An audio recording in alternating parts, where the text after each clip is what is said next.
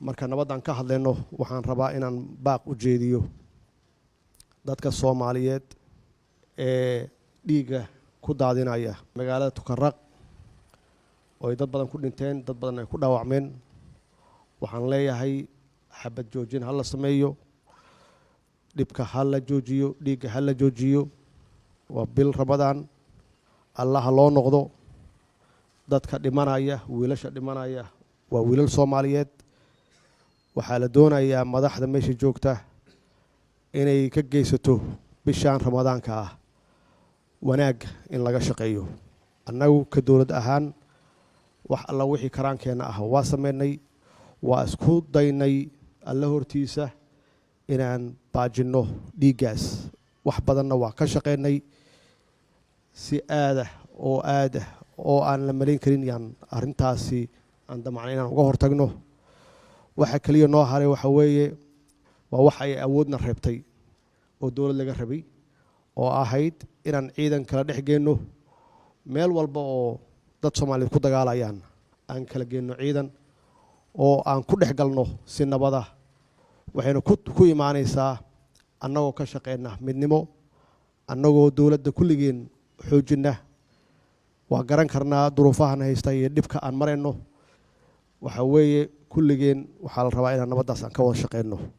waxaana mar kale aan ugu baaqayaa horeyna waa ugu baaqnay haddana waa ugu baaqaynaa in la joojiyo dhiiga bilaa macnada ah oo daadanaya in la joojiyo dhibka socda bishaana laga faa'iideysto oo la cibaadeysto oo la iscafiyo ummadda Soomaaliyeed meel kasta ay joogto waxaan arkaynaa maxaan ku yiraahdaa duufaano waxaan arkaynaa fatahaad waa xigmad Ilaahay weeye oo tijaabo ah bini aadanka lagu tijaabinayo haddaan ahaan lahayn dawlad adag inkastoo meel kasta oo adduunku duufaano ka dhaco waxaan u samaysan lahayn wajiyo aan uga hortagno awood aan uga hortagno macnaha dhibaatada waxa laga yaabaa inaysan intaas gaarteen oo dadka hadda noo soo gurmanaya waa mahadsan yihiin meel kasta nooga soo gurmanaya iyo taakuleynteena siinayaan waxa laga yaabi lahaa haddii aan nahay dawlad xoog leh oo dadkeeda isku tashanaya haddaan nahay inaan wax badan aan ka hortegi kari lahayn biyahaas fatahaya inaan u samaysan lahayn meelo aan ku kaydino markii abaartu taallo abaartu jirto aan isticmaalno maxaa yeelay hadda markii abaar timaado dad badan iyo xoolo badan yaa naga laada inaan biyahaas keedsanno macnaheedu waxa weeye waa awood Ilaahayna siiyey awooddaasna ay tahay dadkeennu inay helaan dawlad adag oo qorshaheeda la timaada waxqabadkeedana la timaada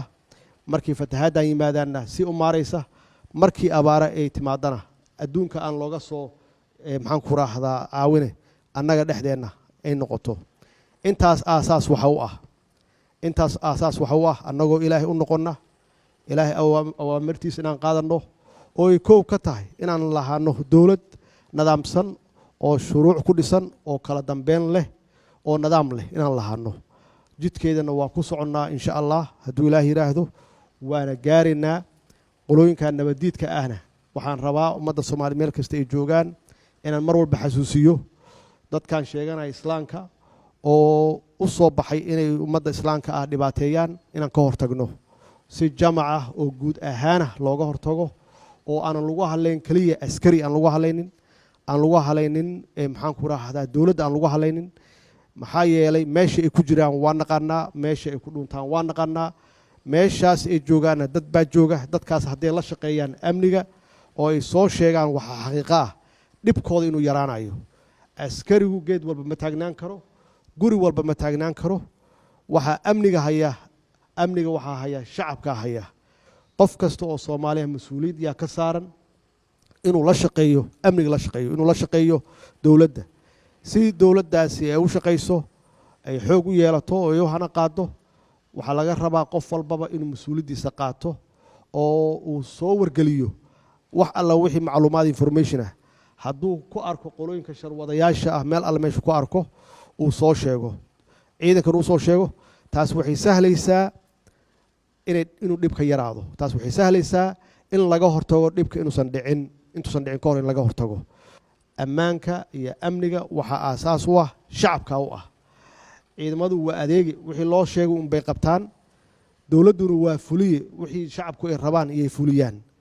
markii wada shaqayntaas la wada helo oo ummaddu ay wada shaqayso oo aan ku dhaqanno diinteena suuban iyo waxa uu ilaahayna faray xaqiiqatan ilaahay nimcadiisa iyo wanaagiisa waa arkaynaa insha allah waa guulaysanaynaa waxaa ii muuqda iftiin wanaagsan waxaa ii muuqata inshaaro wanaagsan haddii sida hadda ay wax ku socdaan aan ku wadno oo dadku uu midoobo oo gacmaha la isqabsado oo qofkii khaldan la yidhaahdo bal u kaadi waxaan aamsanahay wax walba inay hagaagi doonaan insha allah wax walbana kuma hagaagi karaan hal maalin iyo hal usbuuc iyo bil kuma hagaagi karaan iyo sanad waxay u baahan yihiin intii dhibaato dhacaysay in badan oo wanaaga in lagu bedelo intii dhibaato sanado aan ka shaqaynaynay intaas in la eg oo sanado oo wanaaga inaan ka shaqayno ilaahayna waa noo naxariisanayaa